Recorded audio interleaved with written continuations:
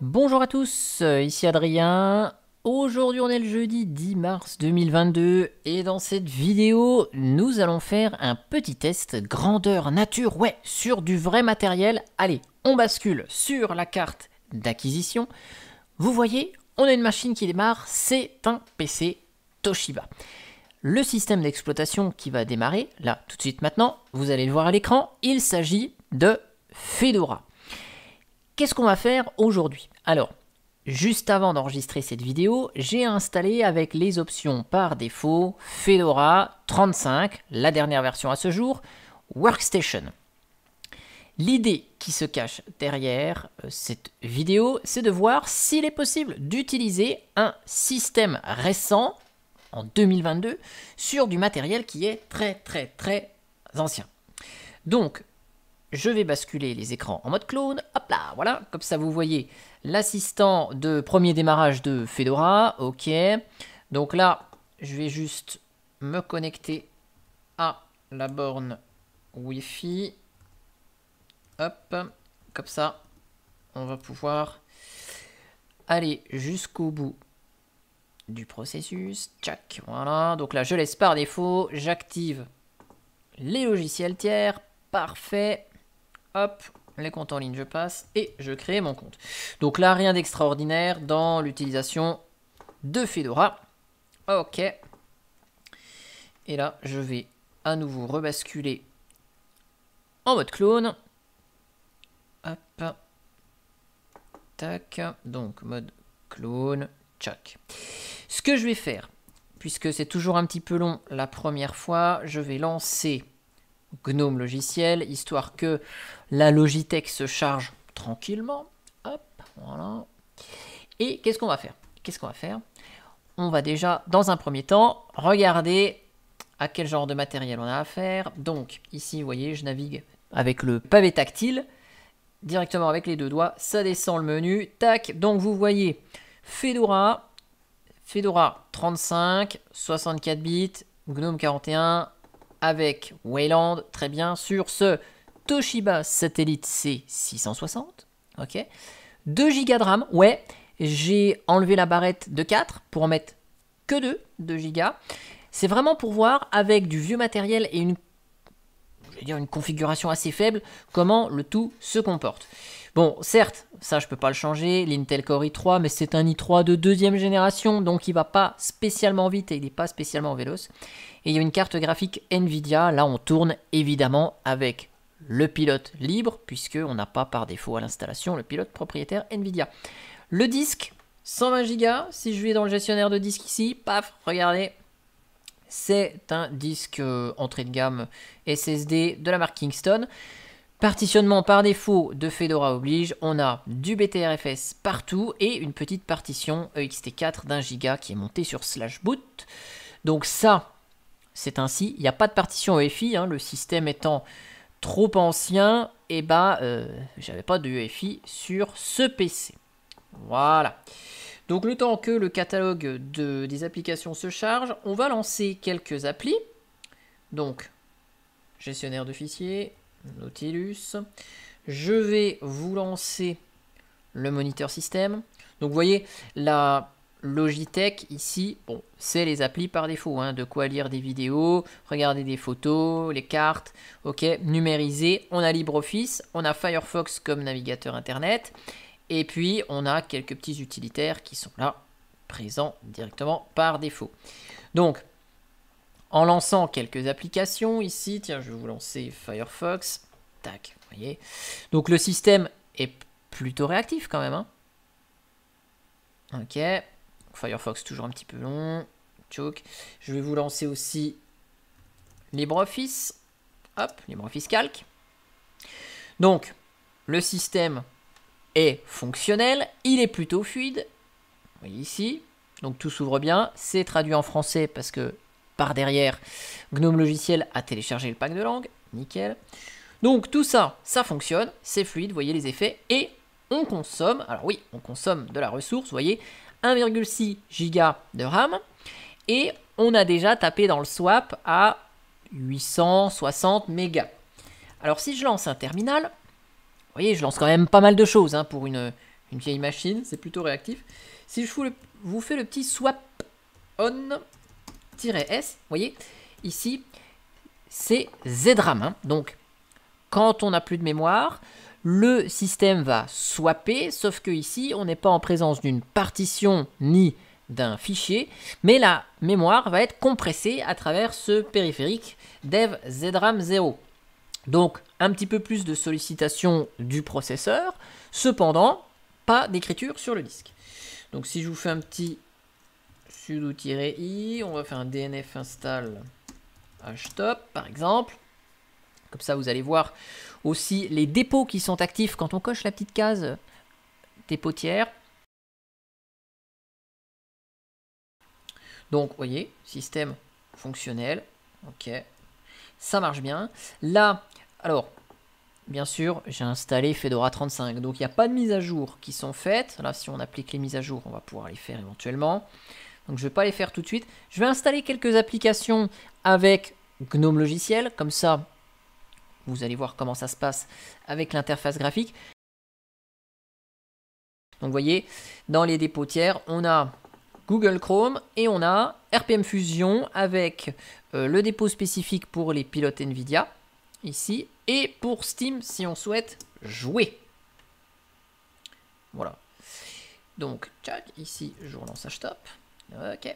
Donc, voilà l'état des ressources. Donc, même si on swap déjà 1 giga et que c'est ZRAM, bah, on voit que le processeur, il n'est pas non plus énormément sollicité pour compresser et décompresser la mémoire. Ok. Donc là, je vais faire comme ça. Bon, effectivement, dès qu'on va faire ici des effets graphiques, ouais, bah voilà, hein, GNOME Shell, vous voyez, consomme 36% du CPU. Dès qu'on arrête de bouger, hop, GNOME Shell ne consomme plus rien. Mais après, dès qu'on bouge à nouveau, vous allez voir le processus GNOME Shell ici, hop, s'emballe un petit peu, ça semble normal. Donc là, je ferme ça. Là, je peux pas réduire mes fenêtres. Donc, par exemple, je vais chercher ajustement. Ajustement. Hop. Donc là, on le trouve direct dans la Logitech. Boum. Installé. Paf. Donc, évidemment, Package Kit est toujours un petit peu plus long que la ligne de commande, quoique ça s'installe assez vite. Tac. Nickel. Voilà. Donc là, par exemple, apparence. Ouais. Apparence. Si je veux ici basculer en Adwaita Dark, en thème sombre, histoire que ça fasse un peu mieux reposer les yeux. Hop, regardez. Hop, parfait. Maintenant, si je veux installer quelques applis, Clémentine. Hop, parce que j'aime bien ce lecteur de musique. Hop, on va les installer. Ça doit pas être le Flatpak qui va me chercher. Voilà, donc là, je navigue avec le pavé tactile. Hein. Hop, avec les deux doigts, ça marche bien. Tac. Qu'est-ce qu'on peut aller chercher d'autre, par exemple? Je vais aller explorer. Thunderbird, tiens, on va installer Thunderbird. Hop. Histoire de lancer quelques applis. Chuck. Je vais aller installer quoi d'autre? Sound Converter. Donc là, on va voir s'il nous le trouve direct dans la Logitech de GNOME. J'ai un petit doute. Non, il le trouve peut-être pas. Il est peut-être présent dans RPM Fusion. Attendez, on va aller chercher. Bon, on va même pas se casser la tête, regardez. On va faire comme si je voulais utiliser mon système. Déjà, je vais rajouter mes petits boutons. Comme on a l'habitude. Barre de titre. Tac, tac. Voilà. Comme ça, vous voyez, ça, je peux le réduire. Nickel. Donc, je vais aller là. Sur Firefox. Je vais aller chercher RPM Fusion. Tac. Donc là, tac. J'accepte. On va aller ici. Je vais basculer, donc vous voyez au niveau de la fluidité on est pas mal. Hop, sudo-i. Bon, on était déjà root, c'est bon.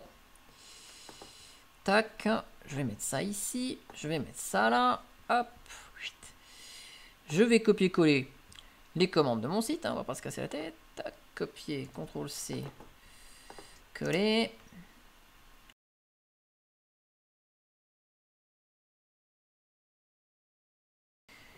Je vais procéder à une petite action qui va être très simple. Cette action est la suivante, ça va être procéder à la mise à jour du système via GNOME Logiciel.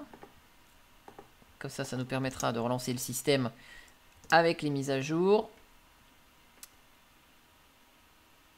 Faites. Hop. Tac. Donc là, je vais aller les télécharger. On va les installer dans la foulée. Je vous accélère tout ça.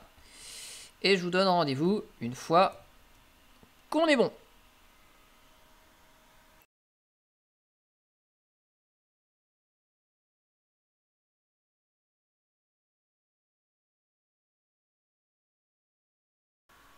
Hop là, voilà. Donc le système s'est mis à jour. Donc j'ai relevé 20h14 à 20h19 pour le téléchargement. Donc 5 minutes de téléchargement via le Wi-Fi. Et donc de 20h19 à 20h29 pour l'installation des mises à jour. Ah oui, je peux pas vous remettre sur le mode clone depuis GDM. On va juste attendre que le bureau soit chargé. Voilà, hop, ah bah, c'est basculé à 20h30. Ok, donc 15 minutes pour mettre à jour le système. Certes, on a un SSD d'entrée de gamme, donc c'est pas terrible.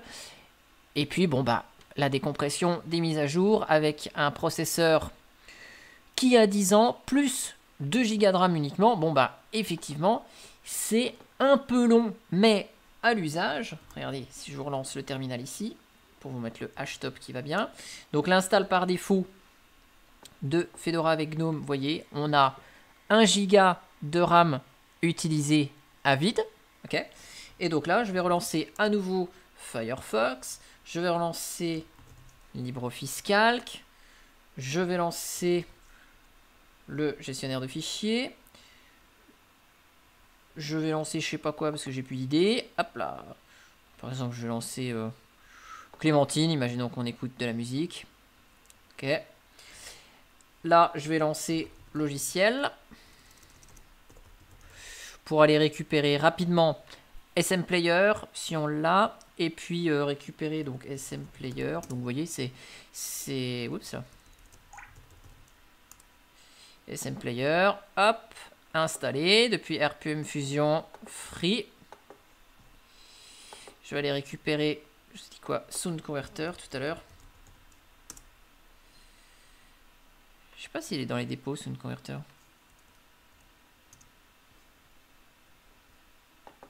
Je vais aller faire une petite exploration. Tac. Je sais même pas comment fonctionne le truc là. Police, travailler, créer, apprendre, développer. Ça a un petit peu changé GNOME logiciel parce qu'avant il y avait les catégories là où on pouvait choisir multimédia, tout ça. Créer. Peut-être en créer.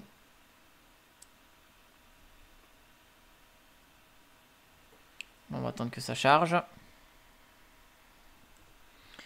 Le temps que ça charge, hop là, voilà, je reviens. Donc là, on voit que le processeur, il est un petit peu sollicité. Yes, SM Player installé. La RAM, elle se remplit. On fait beaucoup de choses, mais, vous voyez, ça tient le choc. Ah, voilà, ça y est. Il a chargé. Alors, hop. Easy Tag. Alors, on va essayer. Sound Converter. Tchac, voilà. Sound Converter, s'il est là. Ah non, il était même dans les dépôts officiels, pas dans RPM Fusion.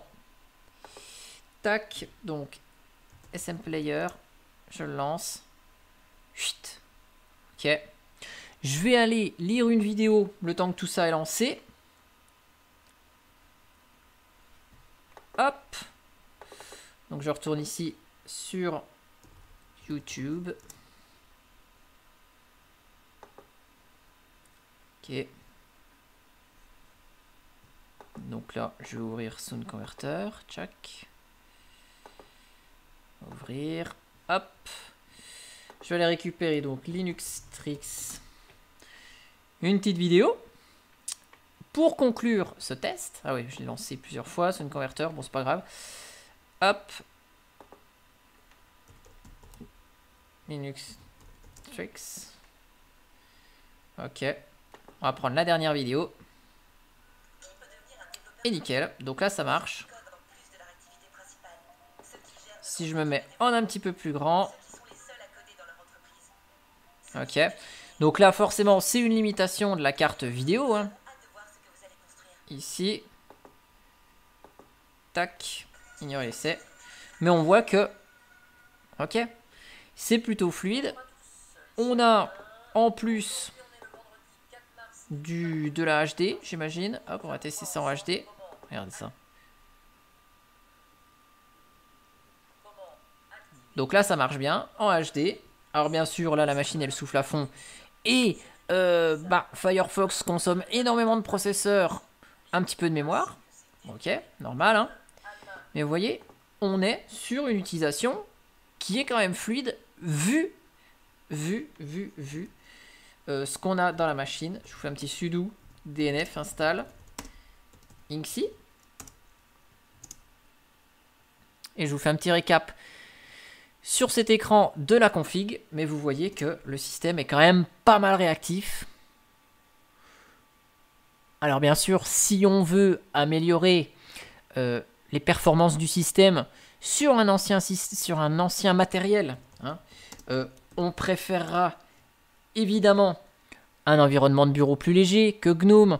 On préférera peut-être des systèmes plus léger parce que là effectivement avec GNOME derrière on a GNOME Machine, donc on a toute la pile de virtualisation qui est présente, on a PackageKit qui nous offre certes une ergonomie assez agréable dans Fedora hein, avec la Logitech au niveau des mises à jour, de l'installation des logiciels graphiques. Bon, si on veut quelque chose d'un petit peu plus rudimentaire d'un point de vue interface graphique et service, on peut, ça va faire descendre la consommation évidemment, mais là on voit qu'on a un système quand même qui est parfaitement fonctionnel de ce côté-là, avec donc ici, hop, vous voyez, donc Fedora 35, noyau 5.16 qui s'est installé entre-temps, GNOME 41, ok, le processeur Intel Core i3 deuxième génération, ok. La carte graphique, c'est une Nvidia GeForce 315M avec le pilote nouveau. Vous voyez, là, la webcam, elle est fonctionnelle. Hop, le Kingston, donc le SSD, plutôt bas de gamme. Et vous voyez, bon, bah, la machine, elle souffle énormément. Hein, 71 degrés au niveau du CPU, 68 degrés au niveau de la carte graphique. Bah, c'est normal, tout ce qui a lancé, la machine, elle est un petit peu sollicitée. En tout cas... Le pari est plutôt réussi, ça fonctionne globalement bien, ce système très récent sur une machine plutôt ancienne. On a la date du... Attendez, je vais faire ça, on a peut-être la sudo inksy m, et je crois qu'on a la date du BIOS, voilà, 2011, hein. Donc il n'a jamais été mis à jour. Donc la machine, elle a 11 ans, et Fedora 35 fonctionne à merveille dessus. Tac, je relance ici, je montre, voilà, Fedora, Linux 35 avec GNOME et Wayland. En tout cas, j'espère que cette petite vidéo vous aura plu. Et ciao ciao pour une prochaine vidéo. Bye bye.